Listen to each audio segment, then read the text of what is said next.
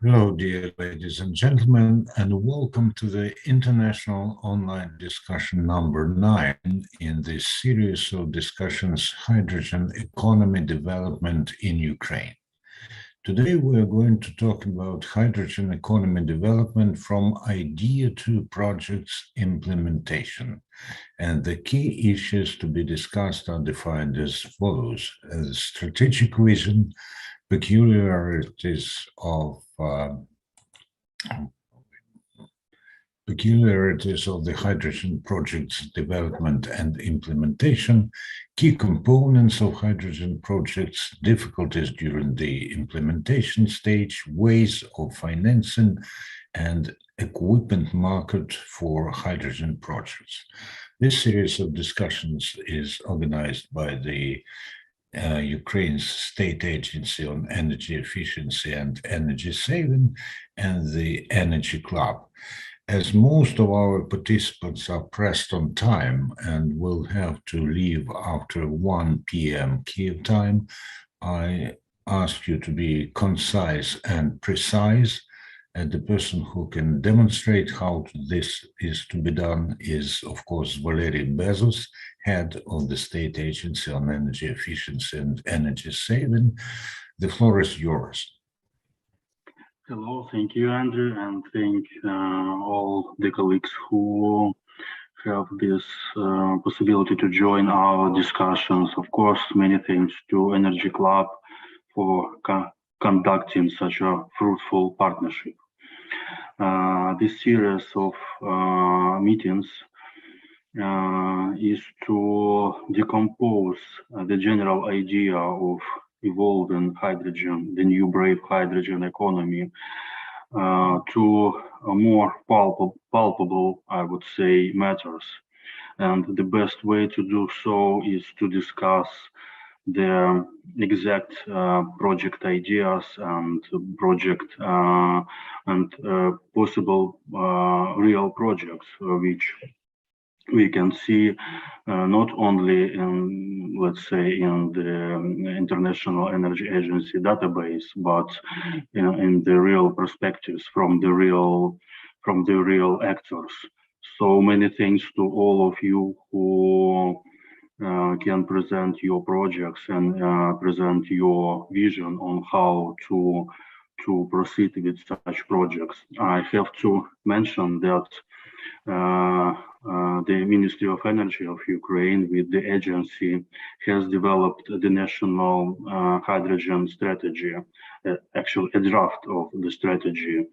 So now we have an opportunity to follow along this draft and to try to see how we can synchronize the general vision of the national strategy and the exact projects ideas from the side of businesses.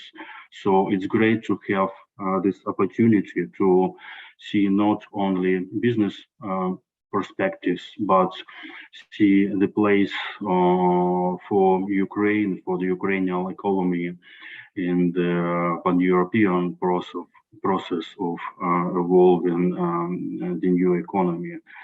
And it's quite challenging to have the exact understanding on what we have to do on the level of policy making, on the level of business strategies, on the level of possible international negotiations on how to see the place of Ukraine in this new brave hydrogen economy. So thank you very much and welcome to discussion. Thank you, Mr. Bezos, for laying such a foundation for our further discussion. And the next person to speak is, of course, a very important participant, Evgeny Rosikov. He is secretary of the Working Group for Development of Hydrogen Energy Strategy of Ukraine at the Ministry of Energy. Mr. Rosikov. Ladies and gentlemen, it's nice to see you. As mentioned before, There is a working group, interagency working group on the base of Ministry of Energy, and we also like very helpful for support of state agency on energy efficiency and energy saving. And Ukraine seeks to create a full cycle of hydrogen economy, which includes the production, transportation, storage, and consumption of hydrogen. And also interagency group with key institutions, policymakers, and stakeholders prepared a draft of hydrogen strategy, which seems to be signed by Prime Minister in next few months. And we hope so. And we see that after end of martial law, we will have 6 months to develop action plan, which will conclude all pilot projects for developing hydrogen strategy in Ukraine. And we see that there is a strategic need to use the electrolysis of clean and low emission hydrogen to support the competitiveness of Ukrainian products on the European and world markets, reduce dependence on gas imports, and improve the export-import balance, energy, food security, and stability of the country systems. Also, like, is to talk about strategy pilot projects along the value chain. We can divide them on 6 sectors. It's research development and technology, production, transport, storage, end use, governance and regulations. And if to talk about research and development technologies, we see opportunities, great opportunities for Ukrainian institutes on materials, welding, electrolyzers, turbines, on turbines which works on hydrogen, methanol, ammonia. There is some technologies of mixing ammonia with coal, and we also like know some institutes goes on development of chemical carriers of hydrogen. As to speak about production, we see opportunity for clean hydrogen and low emission hydrogen, as I mentioned before, and derivatives like ammonia and methanol. In transportation sector, we need to have pilot projects on gas transportation system capability assessment, waterborne pilots, participation in the new project, transportation of hydrogen by heavy trucks. Also in storage, we see opportunities for depleted gas field and for salt caverns. And especially there is interesting field is end use. It's divided like on industry, energy, mobility, and buildings. We see to project some hydrogen clusters, like pilots on rail, on heavy goods vehicle, on buses, and like on CCU. It's like a CO2 capture usage to methanol, and also like we need to implement maybe some like best practices of like government and regulation stimulation of clean energies, like maybe tax-free for hydrogen technologies at the first stage, and some laws for CO2 reusage. Okay, thank you.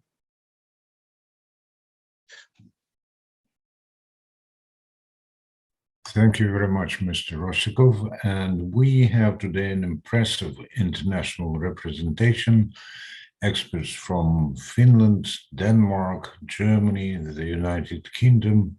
And I invite to speak first Eva Ravn Nielsen. She is a chief advisor at Ramboll, Denmark, and she's going to speak about green hydrogen from ideas to implementation. Thank you very much for introduction and for inviting me for this session. I'm a chief advisor working in Ramboll, which is a global engineering consultancy company.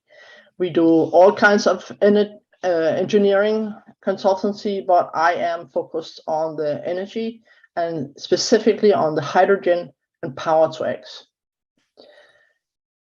I'm happy to see that Ukraine have this focus also on energy carriers for the future. There is a few requirements to future solutions within energy. It must be sustainable. It must be affordable so that all users can pay their energy bills, and it must be secure so that we can rely on having the energy available when we need it. Hydrogen can live up to the sustainability for sure, because green hydrogen is a low carbon or a no carbon net zero energy carrier. Secure, we can usually ensure that, as we can have very much distributed hydrogen production. Affordable is still very much a challenge, but it will come in the years, and we have no alternatives than to phase out fossil fuels in order to not harm the climate and ourselves too much. So the green hydrogen comes from renewable power, which is used in electrolysis for splitting water into hydrogen and oxygen. This hydrogen can be either used directly or it can be synthesized further to these chemical carriers or electrofuels, as I like to call it. Furthermore, we need water, for water is the source where the hydrogen comes from. And then you need a distribution system, an off-take system when you have your hydrogen. Hydrogen and the electrofuels can be used for many applications, as you also briefly touched upon, heavy transport, ammonia, both for shipping and for fertilizers for the agriculture, and a lot of chemical industry we need as feedstock for plastic and other industrial purposes where we need high amounts of energy that cannot be supplied just by electricity. From authorities and from a governmental point of view, I see that you can both push and pull this development. You can push by putting up mandates and regulations saying that these and these services and application has a maximum CO2 emission, so that road transport, aviation, agriculture have a maximum of CO2 emissions, and that might make them have to go to these green fuels. The other way, also a mandate of blending in hydrogen in our green fuels in the applications, perhaps in the gas network or in the fuels for transport. The other way, instead of pushing, is pulling, making subsidies, both for the development, but also for production. So it will be more affordable also for companies to invest in, both on the production side and not least challenging on the off-take side. Because there is no market yet for these green fuels, it's very much a chicken and egg dilemma or challenge. I cannot change my production to this before I have supply secured, but who should start? Therefore, we must enter partnerships, close partnerships, and you should also partner up with knowledge companies or universities, whoever knows about how to realize this. Permitting, safety, technology selection are main challenges at the moment, where it's the first time both for project developers, investors, and for authorities that have to approve these new projects. But yeah, working together and making sure that it's the most efficient technologies selected for reducing CO2 emissions. Therefore, you can also make a requirement on exactly the CO2 emissions, and not only that it has to be electrofuels. So for passenger cars and for heating, I say electricity is a more direct electrification is a more sustainable and easy way to implement when you have the green power available. So thank you, and I look forward to question and answers later. Thank you very much. And now the mic goes to another participant from farther Europe than Ukraine. It's Markus Kaufman. He's the principal of Roland Berger GmbH from Germany, obviously, and he's going to talk about hydrogen valleys. Yes, thank you. Good morning and good afternoon, everyone. I think this ties very nicely into Eva's previous speech, because I want to precisely talk about how partnerships along the hydrogen value chain and concrete projects can actually make projects happen and get them off the ground. We at Roland Berger, we are a global strategy consultancy that has worked in hydrogen for over 10 years already, and we have closely advised, among others, the European Commission and the Clean Hydrogen Partnership on various topics of sector development. One of this is hydrogen valleys. We are currently implementing a global hydrogen valley platform that looks to feature hydrogen valley projects from all around the world, enable exchange and dialogue among project developers, the industry, policymakers, to advance those projects. Now, what is a hydrogen valley? By a hydrogen valley, we mean a portfolio of multiple projects in a given region that cover the entire hydrogen value chain that is larger in scale. We typically say it's a significantly double-digit megawatt and double-digit multi-million euro investment that is actually supplying more than one end use of hydrogen. So different types of mobility applications, buses, trucks, etc., but also industrial uses, ammonia in the fertilizer industry, refining green steel. So essentially a pool of off-takers that uses the same source of zero or low carbon hydrogen production, therefore enables the hydrogen production to reach scale so that costs can come down, and also potentially shares infrastructure, whether that's pipelines, whether that's storage or hydrogen refueling station. And all of that happening in a defined geographical area. That's why it's called a hydrogen valley, so to say. And this concept has been around now for more than 5 years in Europe. We have several hydrogen valleys in Europe already operational, and we see it as a very powerful and well-functioning concept to get the market off the ground. It solves the chicken and egg problem, essentially, that Eva was mentioning as well, because you ensure in the hydrogen valley that the actors along the value chain move together, implement projects together, and therefore avoid stranded assets. This concept is also getting lots of public funding from national governments, not just in Europe, but now all around the world, and also at the European level from funding of the European Commission. For example, under the Repower EU package from the Commission, hydrogen valleys are a dedicated pillar of action, which will receive several hundred millions of euros in additional funding. We can point to valleys that are already working. Most of them today is still focused on hydrogen mobility, but we see an increasing shift to industrial decarbonization and centering a hydrogen valley around industrial off-takers. And maybe to conclude my short initial statement, what are the key success factors that you need in order to develop a hydrogen valley? As I said, you have to start with a pool of off-takers. I always say every hydrogen project is just a PowerPoint presentation until you have an off-taker that is willing to commit to a longer-term hydrogen offtake.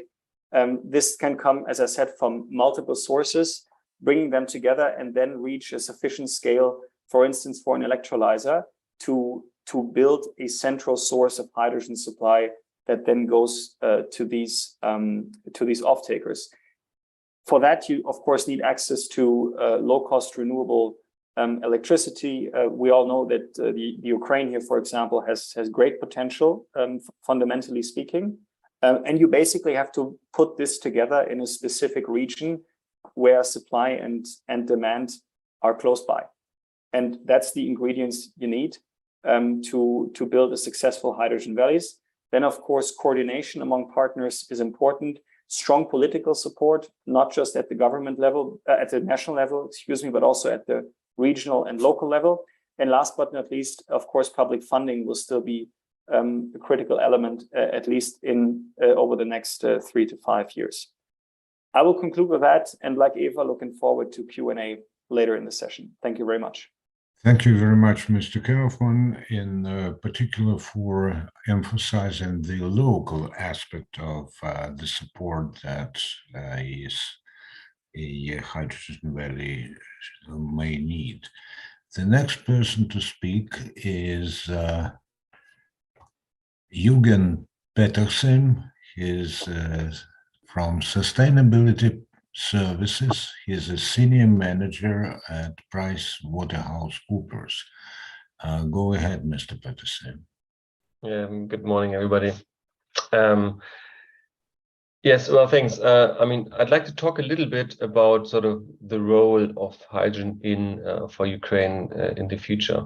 And I think, I mean, I only got the last bit of Eva's presentation. It builds a bit on what Marcus said. I think there are basically 3 pillars on how hydrogen can contribute to the Ukraine economy in the future. I think it's firstly, it could be an export vector, right? Energy export vector, using local renewable resources, and renewable resources are good, better than, for example, compared to Central Europe, to produce hydrogen and its derivatives. So hydrogen, ammonia, methanol, etc. So exporting this is, I think, is one option.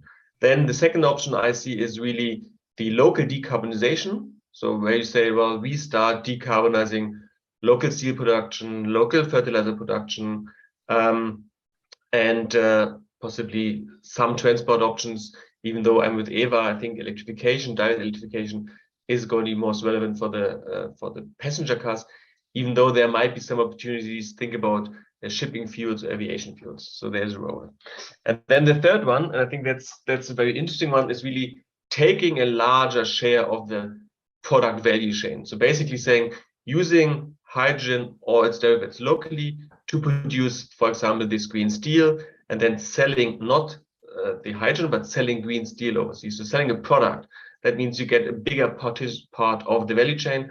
And that might not only be sort of the raw steel, it might also be a finished product, because products you are exporting already to the European market will have sort of a demand for a green premium. So you might say, well, we start exporting this green steel, or we could think exporting green fertilizer, or for example, food. I mean, food that is produced with local fertilizer, green fertilizer, and sort of a renewable energy perspective. This sort of the last pillar would provide Ukraine the biggest part of the value chain, because it's not only sitting at the energy part, it really is moving into the product production and then export part of the sort of a product value chain. How to do that? Yes, as Marco said, you would need something like these hydrogen valleys setting up in different parts of the Ukraine. You would need to combine these local production. You would have to look at how is infrastructure distributed at the moment. Can we use existing infrastructure? And then identify the partners. Partners meaning local production partners, but also the off-takers in Central Europe and other parts of the world. particularly looking at the ones that have, let's say, these net zero commitments or science-based target commitments. Because once they've committed to these goals, then they have a budget and an agenda on how to meet these goals. So, and that means if they are sort of producing a car, this car has to be green by a certain point in time. And that means they need to start procuring the different parts of this particular product to meet a certain target. So I think this, with these three pillars, basically export of energy, local consumption, decarbonize, and then using the renewable hydrogen to sort of produce export products, grabbing a bigger part of the value chain. I think these are the sort of three main aspects I would see for hydrogen in Ukraine's energy future. Thank you very, very much. And I pass the mic to Benedict Lachmann, Technical Director of H2 Green Power and Logistics GmbH from Germany. Thank you very much for the possibility to summarize our activities in the field of hydrogen production and logistics. Since I have only 5 minutes, I've prepared some slides in order to let you understand what we are doing in the whole. And I will try to share my screen right now, if it's possible. I think so. Can you see my screen? Yes. Just wait. You should see. Yeah, we see it. We see it. The presentation. Okay, great. Yeah. I work for the H2 Green Power and Logistics company. We are a company which business case consists of production and logistics of green hydrogen. We are also busy in the fields of green electricity and heat. The European Union regulatory system of the greenhouse gas certificates is also part of our case and is important for ramping up the whole system of green energy in Europe. We have several customers with focus on logistics in food industry, as well as in white and brown goods, for example, dishwashers, TV, and computers. Our operational hub is in Magdeburg in Saxonia-Anhalt. There we are the owner of the industrial area Mittelelbe with about 50 hectares of space. Different companies are located there, working in branches like logistics, food, scrap recycling, and more. The head offices of the company are located in Münster in the west of Germany. This is the bird's view of our industry area Mittelelbe in Magdeburg. It is located directly beside the Autobahn A2, and we have several customers directly in the area, as well as potential other customers around. On the area, we operate a thermal power plant with biomass. In addition, we are currently setting up a windmill with 3.2 megawatt of rated power. In the immediate neighborhood, we have also big gravel lakes where we currently plan to install floating photovoltaic systems. And last but not least, we have big roof surfaces on the halls which are completely covered with photovoltaics. In 2024, we will start green hydrogen production out of our new 2.5 megawatt electrolyzers. Here you see some pictures from the mentioned sources for green energy. The floating photovoltaic system on the gravel lake you see on the left above. And the Enercon E70, for example, is planned for our site in Magdeburg. And in addition, we are working on a wind farm with 4 machines of the Enercon type E82 close to Hanover. In 2018, we opened the very first hydrogen filling station based on 700 bar together with Total Energies and H2 Mobility in Eastern Germany. The picture left shows the opening ceremony together with the Prime Minister of Saxonia-Anhalt, Dr. Rainer Haseloff. In 2020, the first e-charger systems have been put into operation on the right side. Currently, 4 more filling stations for hydrogen are in planning based on 350 bar. They are located in Saxonia-Anhalt as well as in Lower Saxony and in North Rhine-Westphalia on the west of Germany. All hydrogen stations are close to the German gas pipeline system and will be connected to it in the future in order to avoid transporting hydrogen by trucks. To fulfill our logistics approach, we consider different suppliers of trucks with fuel cell system. The very first truck with a fuel cell from Hyundai was handed over in September this year, and 4 more trucks will come until April next year. We consider 13 more trucks of this kind in the next year and in 2024. The customers shown will either operate these trucks in a pay-per-use model, or they will operate by themselves, buying the green hydrogen from us.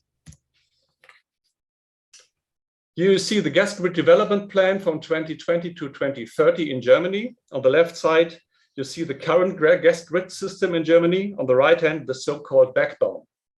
The backbone grid is considered to be the hydrogen pipeline grid starting within the next few years and will be completed step by step between 2030 and 2050. For this, we closely work together with different grid gas companies as OGE, ThyssenGas, Gascade, Novega, and others. The gas grid is essential for the development and deployment of the green hydrogen in Germany and the whole Europe.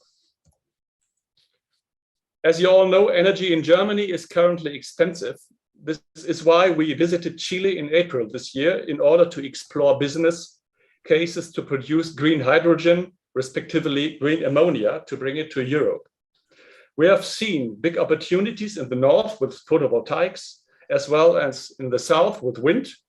Currently, these cases are a serious alternative to in-house production, despite the long way of transport.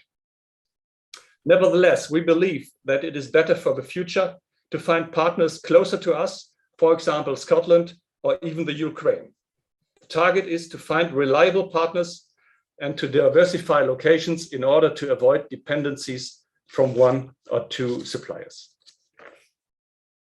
In case of import of green ammonia from Chile or Scotland or other countries, the harbors of Wilhelmshaven and Rotterdam are a good choice for landing because they are connected to the European gas grid system. This is why we also have an office in Wilhelmshaven, for example.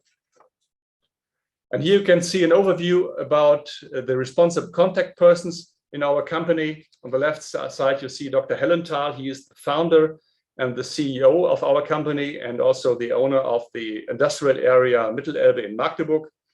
Myself, I am responsible as the CTO in this company. Mr. Uhlhorn, my colleague, is for operational questions responsible, and Mr. Becker, head of business development, and Mr. Niels Burkhardt, he is the head of the industrial area in Magdeburg. Ladies and gentlemen, thank you very much, and I really wonder about your questions. Thank you very much for this impressive presentation. And now another participant from Germany. This is Philipp Speiser. He's director of the Energy Transition Air Liquide. Go ahead. Yeah, thank you very much. And thank you for the opportunity for being here and being able to present a little bit some of the challenges that we are facing when we are actually developing projects. I will not bombard you with slides and try to be very brief, but just to give an idea what Air Liquide is doing and the center of our activities. We have been in the hydrogen realm for more than 60 years. I think we initially started with the space exploration with more than 1,000 people around the world working in hydrogen-related activities. It's a bit more than 2.2 billion euros of annual sales are achieved with hydrogen. As you can see, our production is already quite sizable. This being said, the majority of that is based on fossil sources, mainly natural gas.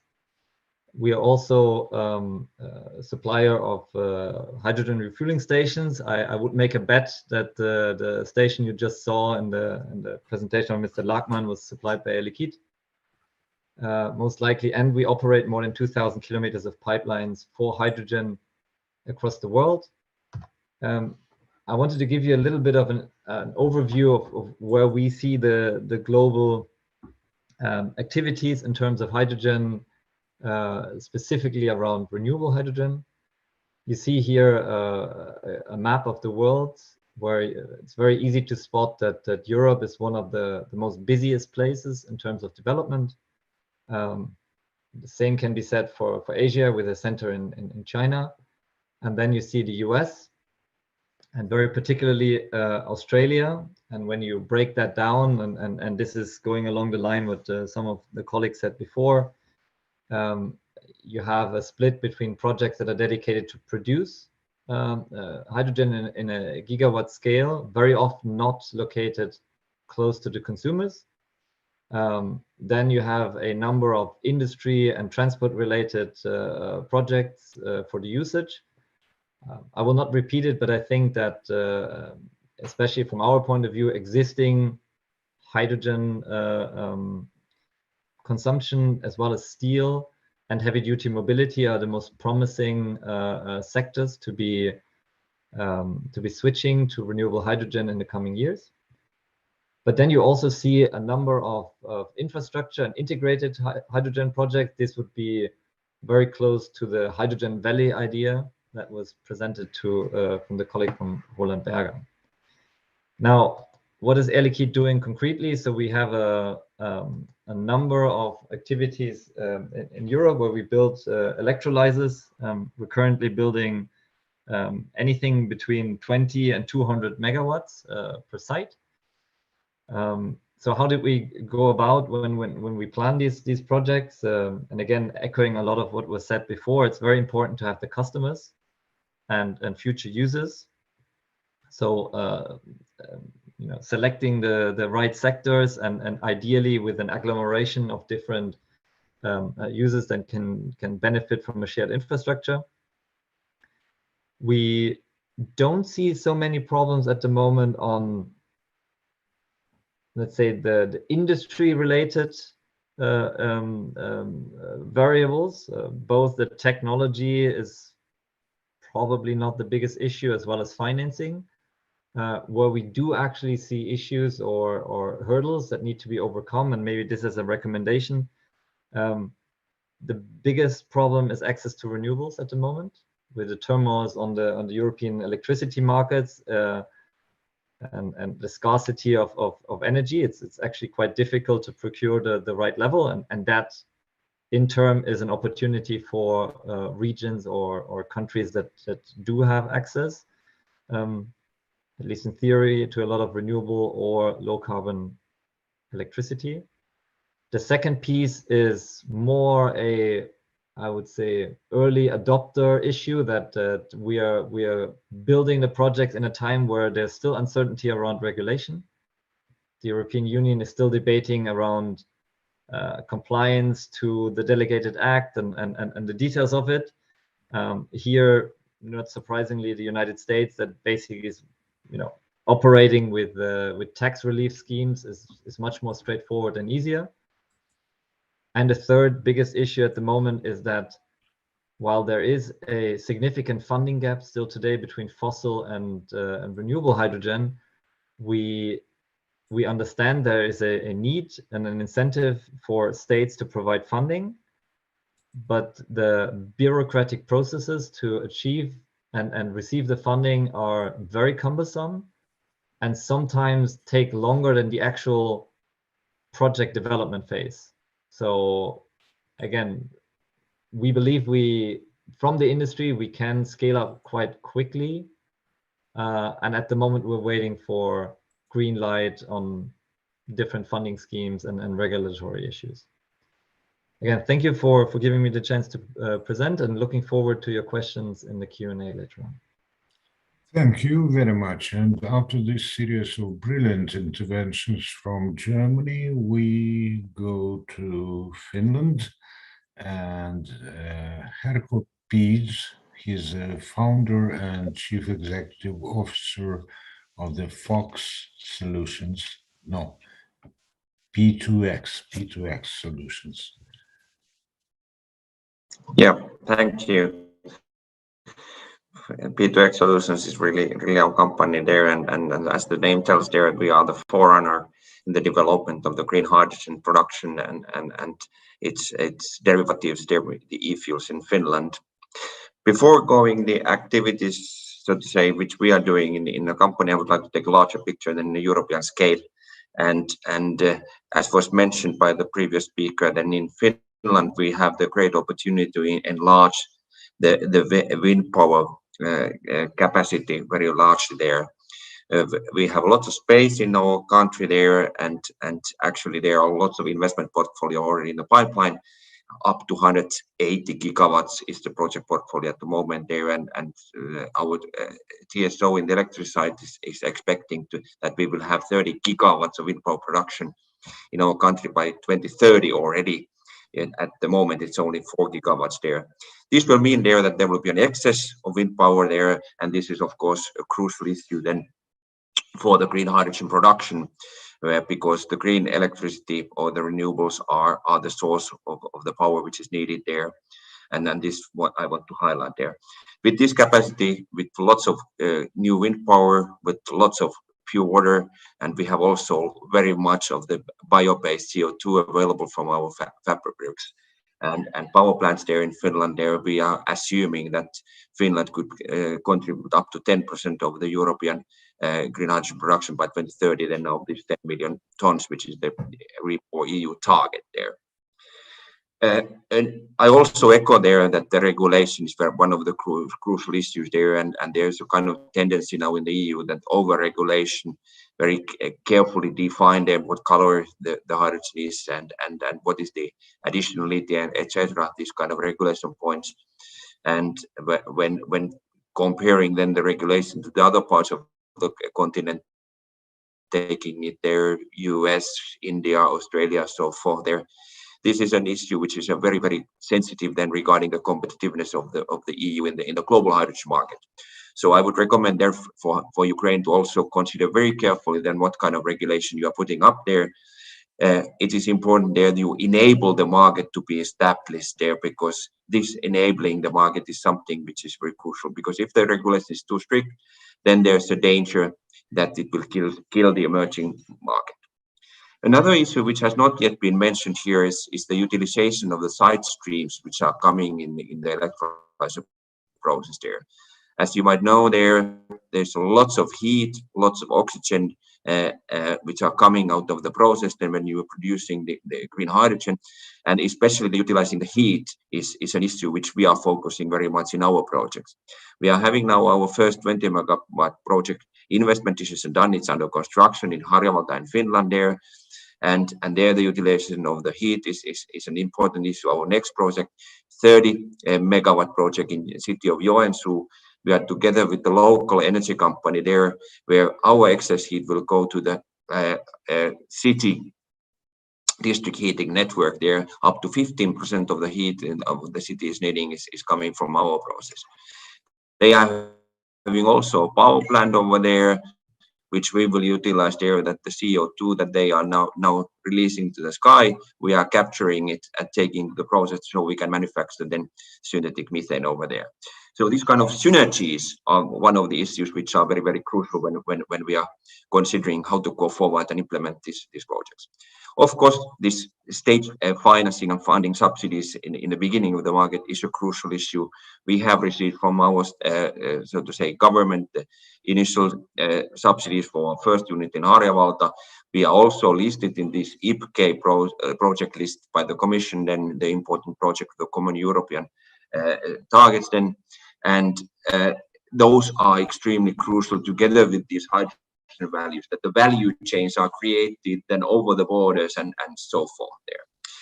So with these points then, so to say, we have been following and implementing. We are very well ahead in Finland with our project there. Like I said, first one on the construction, second on the planning, and our target is to create 1,000 megawatts by our company. Then and actually the Finnish target is 6 to 7 gigawatts by 2030 there, so that the hydrogen economy will boost there, and we can create a sustainable future for our globe.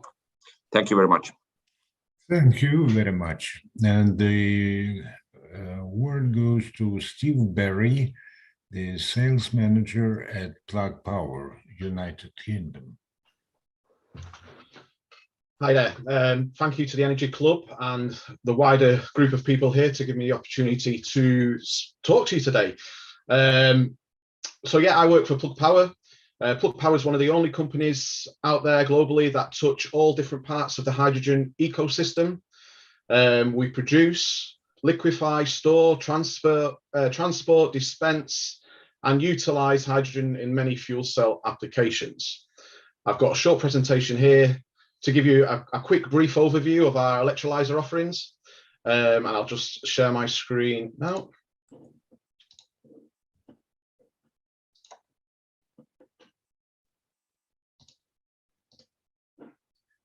Can you see my screen? It says Steve Berry has started screen sharing.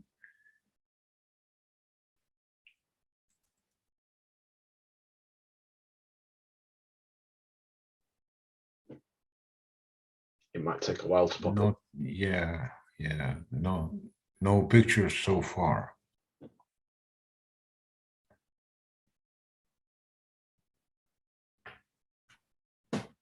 No. No problem. If you can share it, that would be great.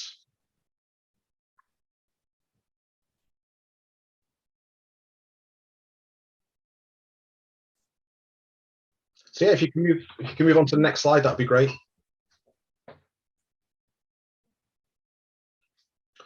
So the most important thing about the electrolyzer is the stack, and I'll just deep dive a little bit further into the stack. So basically, Plug Power acquired a company called Gina 2 years ago, and that is the heart of our electrolyzer. We have a facility in the States, in New York. It's a 1 gigawatt facility, able to upscale to 2.5 gigawatt, manufacture quite rapidly. It's fully automated, based in Rochester, New York. As you can see, we produce very high purity of hydrogen at 40 bars. We've got really good stack performance, and we're used in a variety of different applications in really austere conditions, from subsea in submarines to produce oxygen, to outer space in the International Space Station. As you can see, we've grown the stack portfolio up to 1 megawatt, and that is the building block for our electrolyzers. Okay, move on to the next slide, please. So this slide shows you our product offering. We have a 300-strong engineering and project management team based in the Netherlands, and their sole focus is to ensure that we've got the best electrolyzer offering on the marketplace, and we've standardized on 3 offerings. Okay, there's so many advantages of standardization. I'm not going to deep dive too much into that today. So the 3 offerings we got is the 1 megawatt, 5 megawatt, and 10 megawatt arrays. Now, the 1 and 5 megawatts are standard plug-and-play solutions. We've made it as simple as possible to integrate these systems into applications. Okay, all you have to do is provide them with electricity, provide them with potable water, and we will produce you green hydrogen. Okay, the 1 megawatt electrolyzer produces approximately 425 kilograms of hydrogen a day, and it's really suited for hydrogen refueling requirements, as well as small hydrogen production facilities. Okay, our 5 megawatt electrolyzer again is the same. It's plug and play. Literally, give us electricity and water, and we'll give you hydrogen and oxygen. Okay, that is suited for small industrial type applications or building blocks to say 10, 20, 30, 40 megawatt opportunities. The advantage of that is you've got redundancy, you've got repeatability, you can redeploy them if you wish at a later date. Really good, and it's hot to trot systems that we're producing at the moment. We currently have a backlog of about 50 orders to execute right now. And the last but not least is our 10 megawatt array. Now, the 10 megawatt array is a building block for your large volume hydrogen manufacturing facilities. Okay, we've spent a lot of time, money, and effort in trying to standardize, say, a 100 megawatt facility or a 200 megawatt facility, and it's impossible to do that. There's too many variables: level of redundancy, etc., etc. It's you cannot standardize. It's very difficult to standardize on large volume hydrogen production. But what we do is provide you the building blocks to do that. We can't execute massive projects on our own. We you know, for the 100 megawatt type opportunities, we would need to partner up with an EPC, but we would provide them the building blocks and the information to be able to execute such a program. I'll give you an example. H2 Energy Europe in Denmark is a 1 gigawatt facility. It's 100 10 megawatt arrays in that offering. If you look at the construction requirements, the size of footprint, etc., it's impossible to execute something like that on your own. So we have to partner up with people who know all the different parts of the market. Okay. Last slide, please, if that's okay. Just a brief overview. So, like I said, it's PEM technology, really good purity, and we produce it at 40 bar. 40 bar is really, really, really important. The majority of the applications need a level of compression at the end of the day. And if we're delivering this at 40 bar straight out the electrolyzer, it removes the requirement for that first stage of compression, which typically removes half the CapEx requirements for compression, half the footprint, and with that, it also reduces the OpEx requirement for your compression. Okay, we've got really high performance, really strong availability. We've got a really robust aftermarket offering that supports that. We've got a 10-to-1 turn down ratio, so you can fine tune the output requirements from your electrolyzer. 80,000 hours or 10-year stack life expectancy. We've also got a program in place where you're able to exchange them stacks when we come to the end of life. Okay, so we can take the old ones in, recycle them, and provide you new ones. So the lifespan of these products are pretty much endless. Okay, we got really fast start capabilities. We can start in less than 5 minutes from cold. That's the advantage of PEM. From hot, we can start within 30 seconds. Okay, and that gives you a really instant load profiling capability. So we can switch on and off really quickly as and when that renewable energy source is available. Okay, more than happy to answer any questions later on if I can. If I can't, I will certainly get back to you. But no, thank you for this opportunity to present today. Thank you very much, Mr. Berry. It was fast and very revealing. And now we go back to Ukrainian participants, Mr. Stanislav Kazda, who is the Development Strategy Director of the Regional Gas Company. Hello to everybody. Let me share you just update about our hydrogen testing program in Ukraine.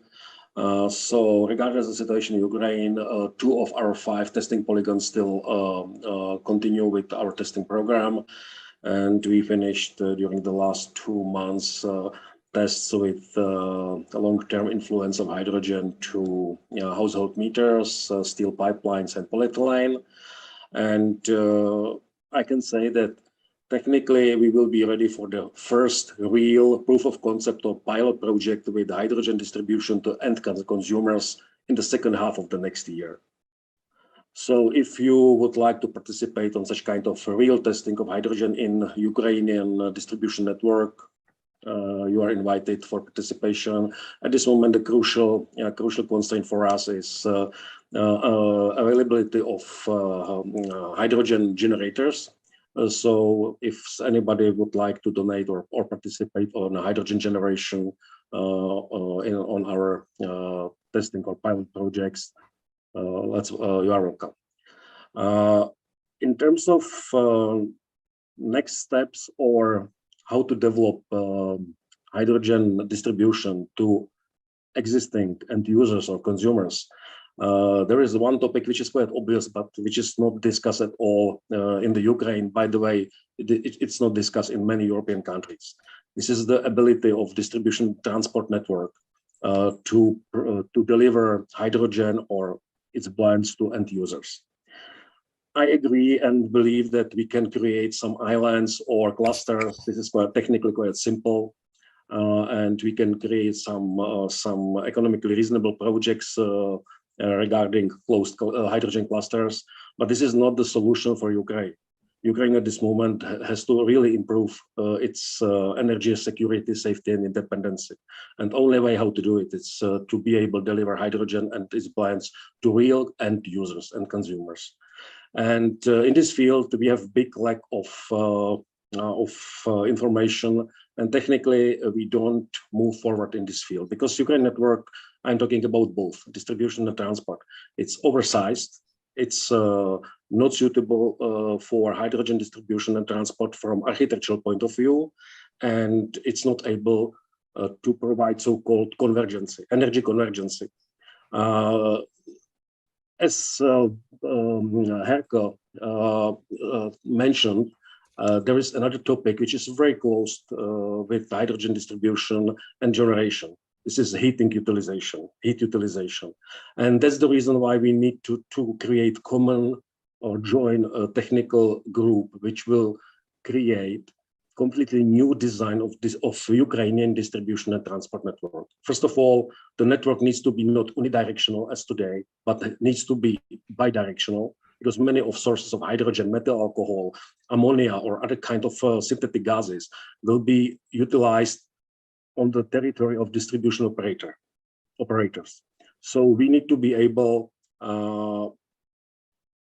hand over or pass the free capacity of hydrogen to the higher level of the network, which is not discussed at this moment at all, and it will be a big constraint for the future development. And on the top, we would need to include in this working group also people from district heating or central heating companies, hot water distributors, and also power supply distributors, because at the end, we need to create a universal energy hub, which will able utilize not only hydrogen, but different kind of energy sources on the input, and provide and supply to end users with requested kind of energy. Because at the end, we are not talking about gas, water, or electricity. We are talking about delivery of 1 kilowatt. And that's something what I feel is very, very problematic. And again, if anybody from you are willing to participate on this technical development work, you are invited and welcome to join our activity. And we can use for that our technical and academic platform, which concentrate about 20 different technical companies and 8 different universities in Ukraine. Thanks. That's it. Yeah, thank you very much, Mr. Kazda, as always vigorous and frank. Ms. Irina Antipova, legal counsel from NG. Please open your mic. Yeah, Inna, that's me. Yes, Inna. Thank you for the invitation. Thank you for being here, for all the indeed. I mean, it was a very interesting and quite fruitful presentation and discussions for all the aspects. So I don't think that there is a lot of for me to say. I would just say that NG, our company NG Group is quite famous with its hydrogen projects, and we have a lot of different projects in Europe and in the whole world, from France to Australia, from Rotterdam to Portugal, and this is one of our main directions to make the economies of Europe, the economies of different countries decarbonized. This is what we try to develop with our aim to reduce the CO2 emissions. And what I would like to emphasize is that yesterday, when we listened to the speech of Joseph Borrell from at the European Commission, what we pointed out is that now it is a historical moment for the whole Europe, and I also believe that it is a historical moment for Ukraine, given the situation where Ukraine stands, given the extremely dangerous and extremely difficult situation with the war against Russia.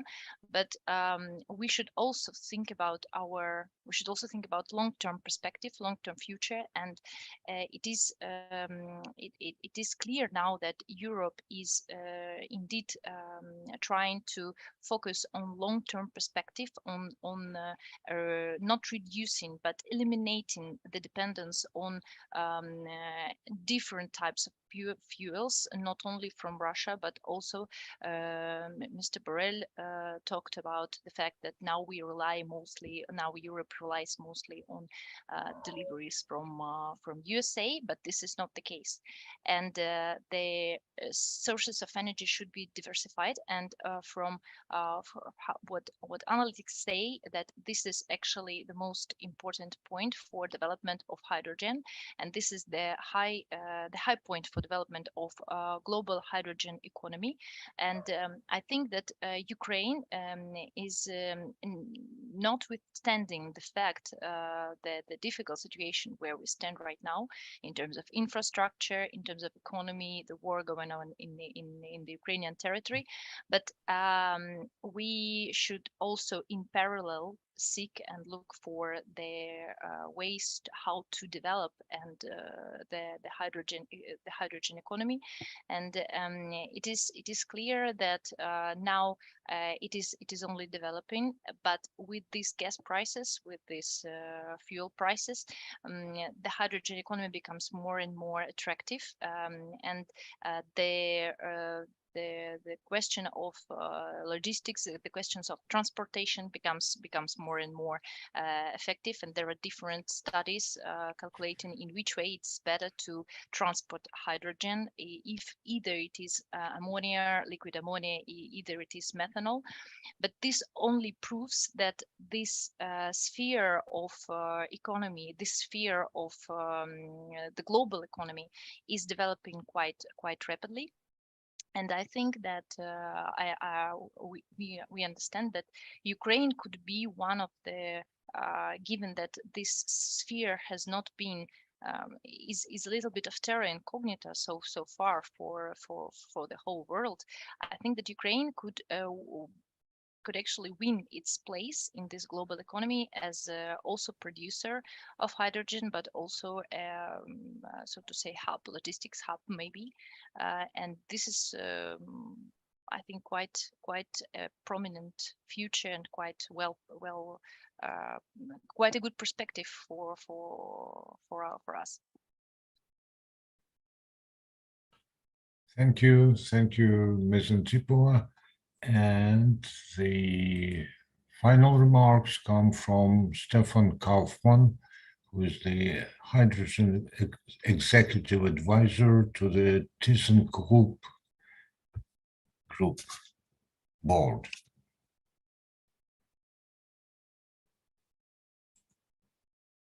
Mr. Kaufman.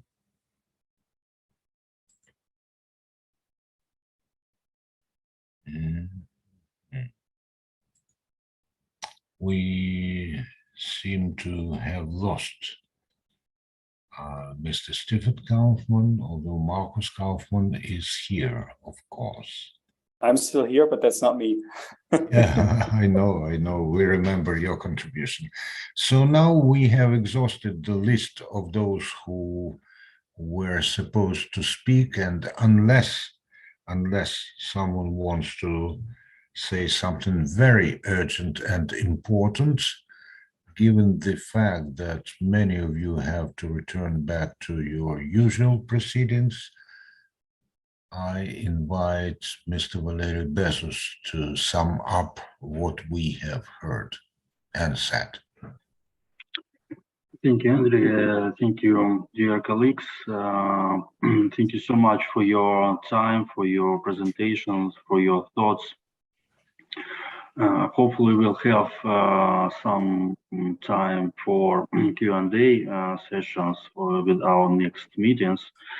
I have to underline the very important thing. Of course, now we have the war in Ukraine, and it makes not the easiest matter to discuss the actual investment projects in Ukraine, but nevertheless, we have a very clear vision of our victory, and this motivates us to be prepared for the following rebuilding and renovation works which will be done in Ukraine.